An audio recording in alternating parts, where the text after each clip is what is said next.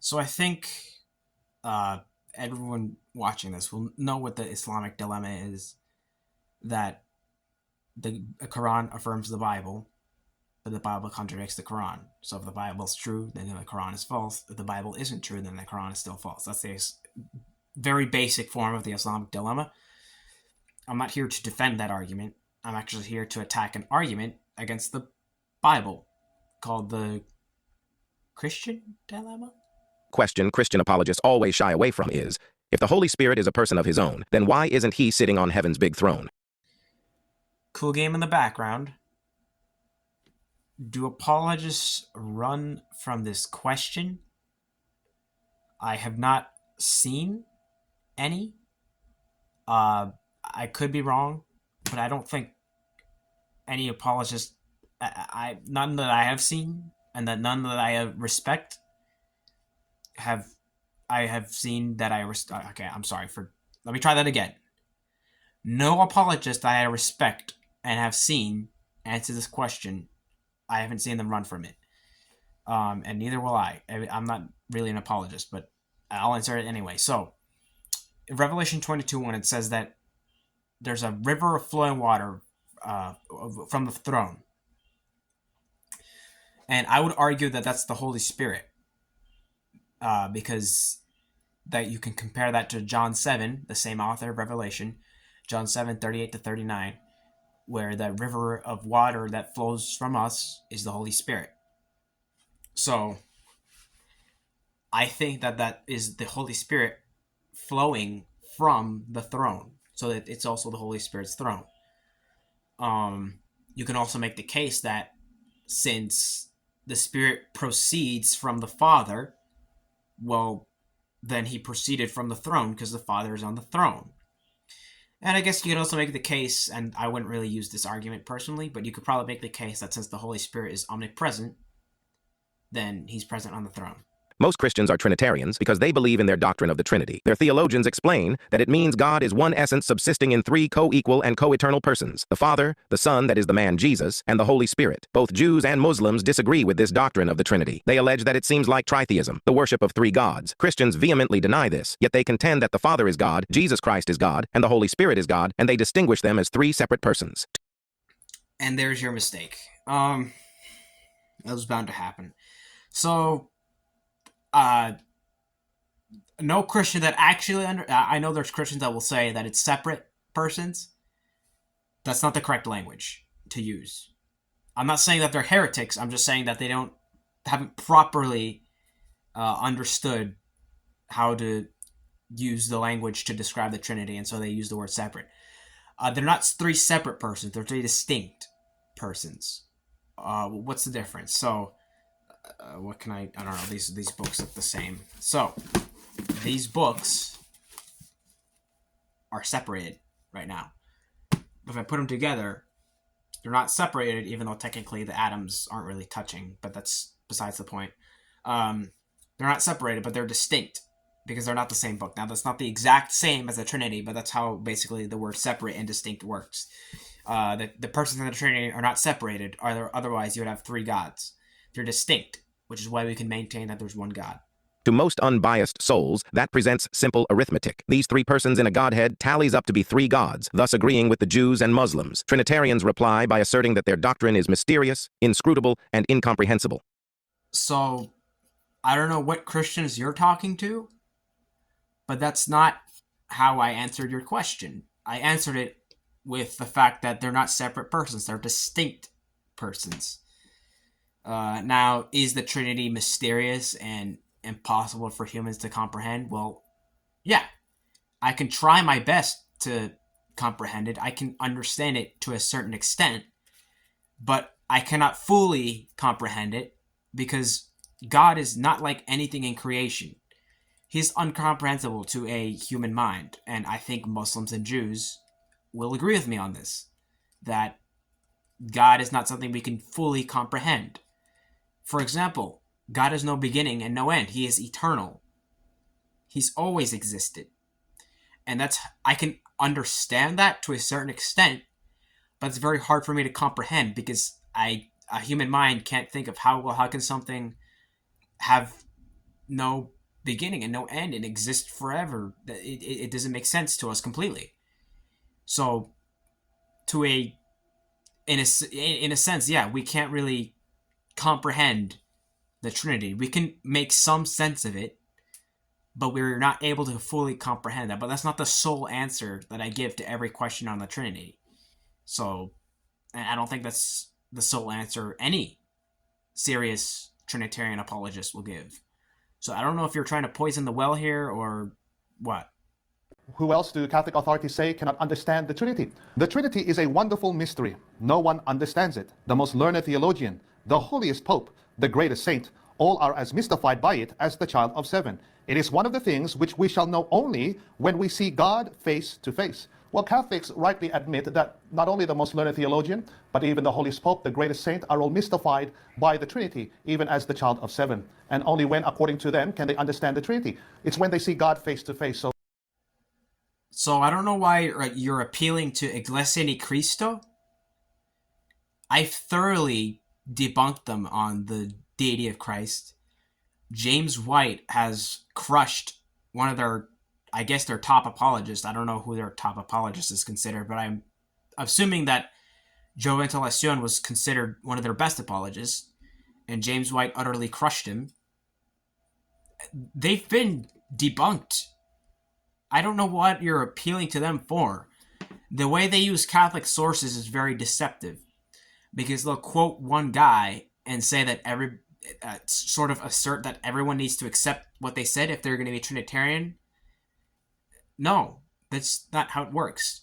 And again, yes, the Trinity is incomprehensible, but just like I said to you, I would also say to Iglesia ni Cristo that that is not the sole answer that I, nor any apologist that I actually respect would give, would explain it more that that's a general answer to all of the things that will seem inconsistent. But there's more specific answers we can give to different objections. Like, well, are there 3 gods in the Trinity? No. They're 3 distinct persons that share the same divine essence. So that is like a general thing that Iglesia ni Cristo will also have to accept, because again, the eternality of God is something that's hard to comprehend, but it's not untrue because it's hard to comprehend. In the same way, that is not the basis for which the Trinity should be falsified, just because it's hard to comprehend. So I don't know what the argument was, but we'll move on. If that is true, then the 3 Catholic theologians from Cappadocia who formulated this doctrine of the Trinity during the 370s in their extensive treatises must not have understood it either. Most Trinitarians also presume that these 3 members of the Trinity, as they call them, are in heaven, and that they are worshipped there by an innumerable company of angels. But this presumption cannot be verified in the New Testament regarding the Holy Spirit. If any apologist think otherwise, then he should respond with evidence from the New Testament. So I think the point he made there is, where is the Holy Spirit worshipped?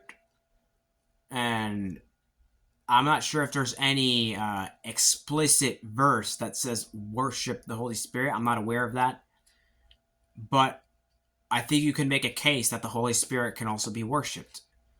If God is worthy of worship and the Holy Spirit is God, as it says in Acts 5, 4-5, then yeah, the Holy Spirit can be worshipped. And you could also make the case that the Holy Spirit is in a sense worshipped if the Psalms, specifically Psalm 139:5, where it says, "Where can I go from your Spirit?"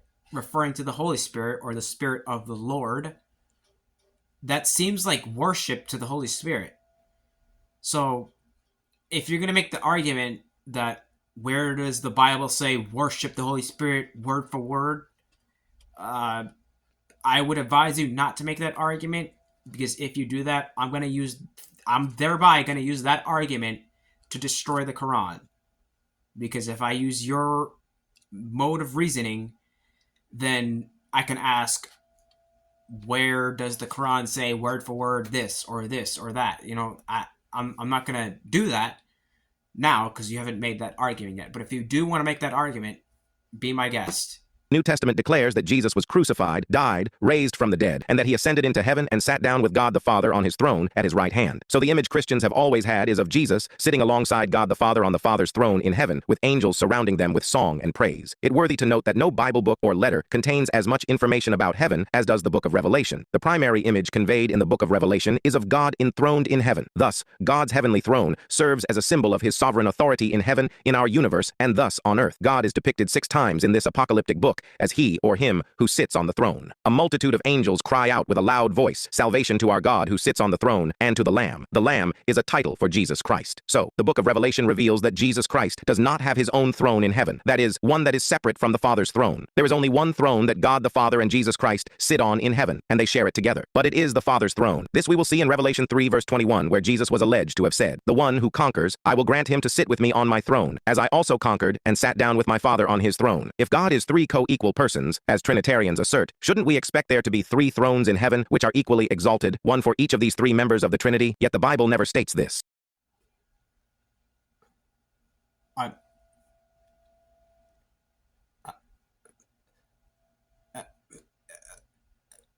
I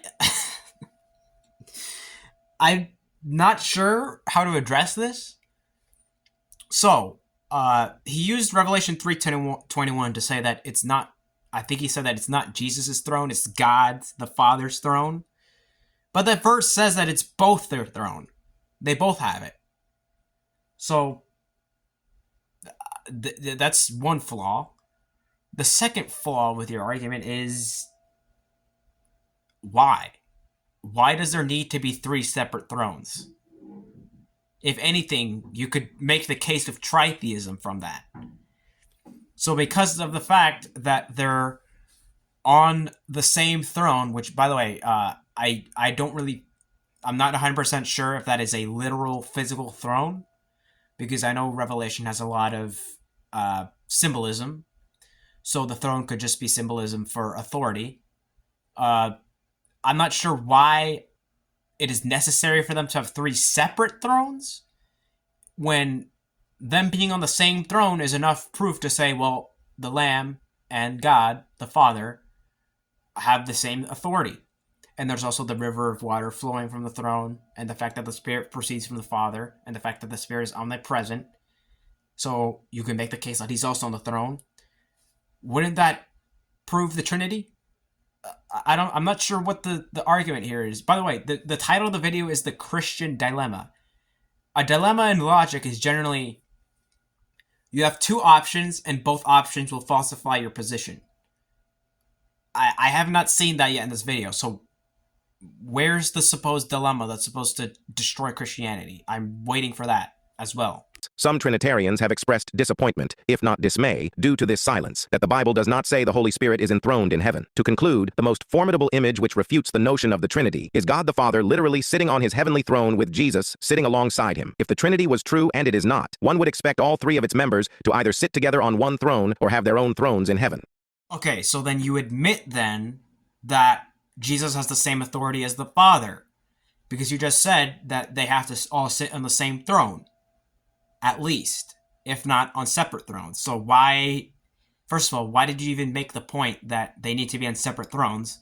But second, since the Lamb is on the same throne as the Father, you're going to admit then that Jesus, according to the Bible, has the same authority as the Father. And then, of course, you can easily make the case, as I've said again and again, twice in this video already, that you can make the case that the Holy Spirit is also on that throne. So wouldn't that prove the Trinity in the Bible? Either way, no manner of mental gymnastics could escape the allegation that such an image presents 3 gods. So, wait a minute. So, what image was supposed to present 3 gods? Are you talking about the 3 separate thrones? Or the one throne with 3 on the same throne? Or both?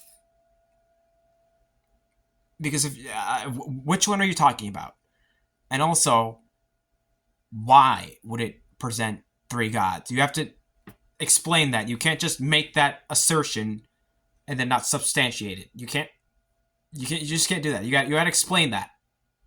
Why would that be 3 gods? You could, if it were 3 separate thrones, maybe, but it's one throne, so that's not an argument against the Trinity. I guess I'll just close with this because I don't.